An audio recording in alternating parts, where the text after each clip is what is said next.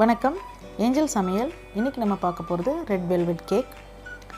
ஒரு மிக்சிங் பவுலில் நான் 1.25 cup maida, 1 cup sugar, 1/2 teaspoon baking soda, 1 teaspoon baking powder, 1 teaspoon cocoa powder, இது எல்லாத்தையுமே நல்லா சலிச்சு எடுத்துக்கலாம். நல்லா கட்டி இல்லாமல் சலிச்சு எடுத்துக்கோங்க. இது கூட இப்போ 1/2 கப் குக்கிங் ஆயில் சேர்த்து இதுக்கு தேவையான அளவுக்கு பால் சேர்த்து நம்ம கலந்துக்க போகிறோம். இதோடைய பதம் பார்த்திங்கன்னா தோசை மாவுக்கு முந்தின பதம். நல்லா கலந்து எடுத்துக்கலாம். இது கூட கடைசியாக ரெட் ஃபுட் கலர் நான் சேர்த்துக்க போகிறேன்.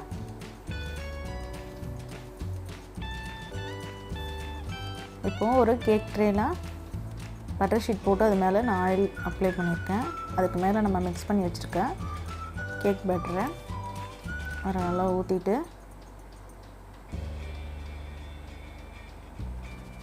ஃபுல்லாக நம்ம தட்டி விட போகிறோம். சின்ன சின்ன ஹோல்ஸ் இருக்கும், அதனால் நம்ம நல்லா இந்த மாதிரி தட்டி எடுத்துக்கலாம். இது ஒரு ஃப்ரை பேனில் 5 மினிட்ஸ் சூடு பண்ணிவிட்டு அதுக்குள்ளே இதை வைக்கலாம். இந்த ட்ரேவை வச்சுட்டு கொஞ்சம் டைட்டாக மூடுங்க. இது ஒரு 45 நிமிஷம் கழித்து நம்ம ஓப்பன் பண்ணி பார்க்கலாம். இப்போ கேக் நல்லா வெந்திருக்கு. இப்போ இது நல்லா ஆறுனதுக்கப்புறமா கேக் போர்டில் நம்ம மாற்றிக்கலாம்.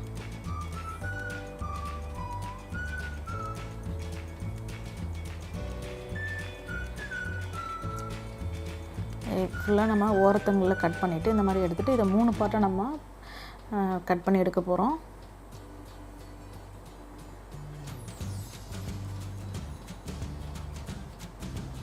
இது விப்பிங் க்ரீம். இது நல்லா பீட் பண்ணி வச்சுருக்கேன். இந்த மாதிரி கீழே கவுத்தாலும் கொட்டாத அளவுக்கு இதை நான் ஒரு பைப்பிங் பேக்கில் போட்டு கொஞ்சமாக எடுத்து நான் ஒரு பைப்பிங் பேக்கில் வச்சு நம்ம இதை ஃப்ரீசரில் வச்சிடலாம். நம்ம மேலே டெக்கரேட் பண்ணுறதுக்கு கொஞ்சம் டைம் எடுக்குன்றதுக்காக நம்ம அது வரைக்கும் அது ஃப்ரீசரில் இருக்கட்டும்.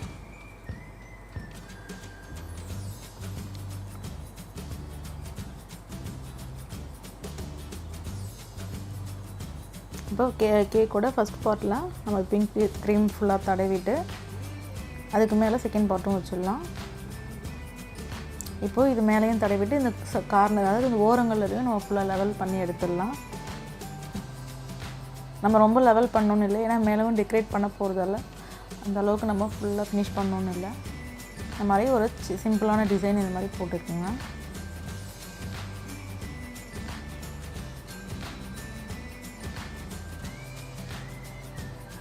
இப்போது இது நம்ம இன்னொரு பார்ட்டு இருக்குல்ல, அது நல்லா ஆற வச்சு இந்த மாதிரி ஒரு மிக்சியில் போட்டு பவுட்ரு பண்ணி அதையும் இந்த நடுவில் சேர்த்துக்கலாம்.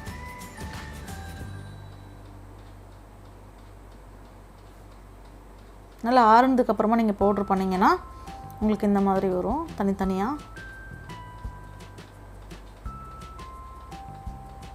இப்போ இதே இந்த ஓரங்களையும் நம்ம தடவிடலாம். இது கொஞ்சம் லைட்டாக நீங்கள் அமுத்தி விட்டிங்கனாவே போதும், கொஞ்சம் அழுத்தினாலே போதும். இது அதிகமாக நம்ம ப்ரெஸ் பண்ணணுன்னு கிடையாது. இப்போ இது ஃபுல்லாக போட்டாச்சு. இது ஓரங்கள் நம்ம போட்டிருக்க பட்டர் ஷீட்டை எடுத்துகிட்டு பார்த்தோன்னா நம்மளுடைய கேக் ரெடி ஆகிடுச்சு.